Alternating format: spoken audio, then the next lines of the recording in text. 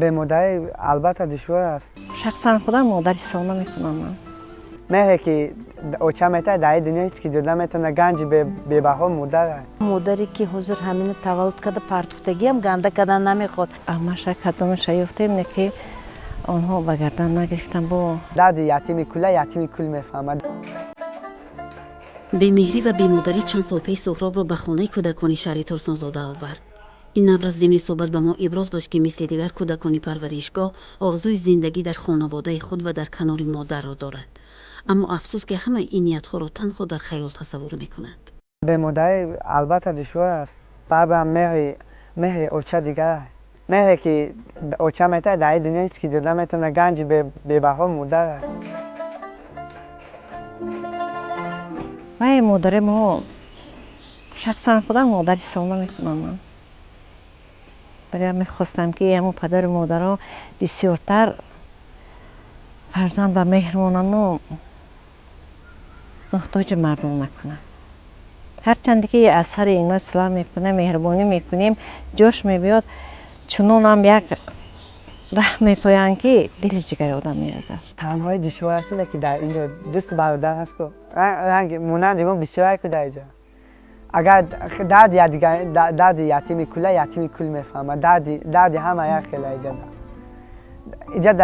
ایجاد آدمو برای خوندن میبینن برای شرایط ندارن خیلی لیکن همین خانه کودکان چیز زور است که از طرف پیشوای ملت به ما همه چیز رو فراهم می‌آورند. انا همین هم من به معقول است. باید گفت که هنگام تولد سهراب مادر از تربیتش دست میکشد و او را نفری به فرزندخوانی میگیرد و به وایه میرساند. سهراب مهری مادرخوان را بیشتر از مادر اصلی خود که او را به دنیا آورده بود احساس میکند. سخنی که به من مادرم میگفت در یاد من همون سخنشون حال هم از معنی سرم نمیرود. بچه نقشه خون وقتی که من بودم به تو هیچ کی یاری نمیدهد. همین سخنشون از سرم تماما دور نمیشود. مادرش اینا تولد کرده یوش بودگی بعد پرتوفته رفتگی. همین طور تقدیر سهراب را از مادرخواندش در سن 8 سالگی جدا میکند. انیخترش مادرخوان به بیماری دچار میشود و از عالم چشم میپوشد.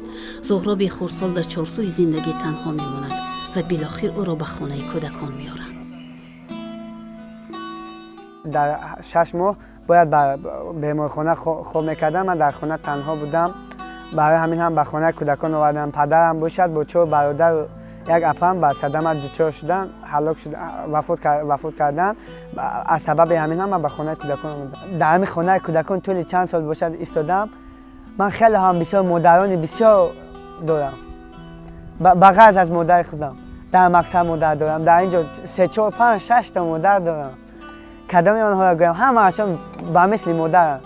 آدمی کلان خیلی فکر کرده نمیتونه چه خیلی که این فکر میکنه. عجیب این همه طرفه فکر میکنند. در هم مادری که حضور همین تولد کرده پرتوفتگی هم گنده کردن نمیخواد. در اینجا سهراب با هم تقدیران خود زود انس میگیرد. برابر آنها به تحصیل فرا گرفته می شود و از تمام امکانات های دولت و حکومت کشور که برای یتیمان و بی‌پرستاران فراهم آورده شده است برخوردار می گردد.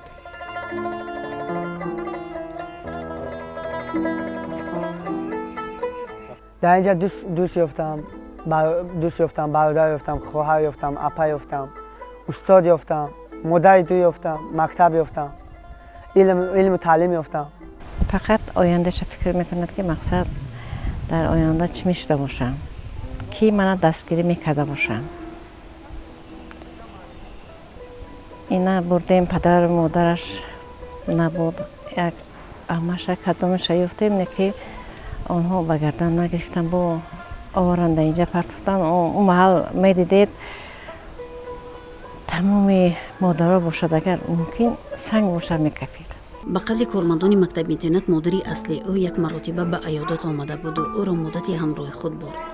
از بس که میان آنها میری مادری و فرزندی وجود ندارد با هم زیستن آنها هیچ نتیجه‌ای نبخشید. درباره پدرش هیچ معلوماتی ندارد. حتی چهره او را باری هم ندیده است. میگوید بعضن وقت اگر به عیادت هم تقدیران ما پدر و مادر و یا دیگر خویشاوندان نزدیک آیند، آن وقت الم و انتظاری های ما بیشتر اوج میگیرد. نمیدونم بیبی دارم، بابا دارم. بعد پدرم وفاتش من یگان با بزرگای پدرم نرفتم. وقتی رفته باشم هم کودک بودم. ممکن بودم یک ساله. او عقل خودم و خودم نمیشناختم. لحظه‌ای که من دیگر تربیت گیرندگان پدر مادرشون میآید یا یگان خویشاوندانشون میآید آنها رو میبرد و یگان جا تاخوری میبرد یا به خانه میبرد، اون لحظه چقدر گویم به دلم سخت میرسد، گریستن نمیبرد. اما بچه کلان از بس که بچه کلان هستم 16 ساله خدا خواهد 20 این به 16 ساله میشم، گریه نمیکنم، خودم رو زیق نمیکنم. میگویند که زیق شوی اومد کلته میشود، فقط خسر میگرد. قهرمانی برنامه اندیشه دارد که انسان ناوابسته به مشکلات میتواند در همه جاده خوشبخت باشد. من نیز نمیگذارم که مشقت زندگی بر من غلبه کند. باید تلاش ورزید تا با حیات مبارزه بود. محض همین دلگرمی به زندگی و اراده قوی او را به عالم اعجاز و ایجاد برد. در شعرهای ایجاد کرده خود گویا سخنهای ناگفته، آرزوهای ناعمل و انتظاریهای شخصانی نزدیک را افشا میکند. فقط شعر مادر می نوشتم. سبب مادرم یاد میکردم. من فقط در یک جای شیشته سر تنها شیشته شعرنویسی رو دوست می داشتم. شعرنویسی رو دوست می داشتم، اما وزن و قافیه و ردیف و آنها رو نمیفهمیدم. بعدی که با عبدالقادر قاسم کار کردیم، عبدالقادر قاسم به من همه چیز رو یاد دادن، جهانبینم وسیع شد و آج خلاص میتوانم شعر بگویم که عبدالقادر قاسم خطاگی اون رو یافتند، اصلاح کردند، خطاگی ندارد. در برابر این سهراب در وقتهای خولگی به محفل‌های کسب و هنر که در خانه کودکان مذکور عمل می‌کند بند می‌شود.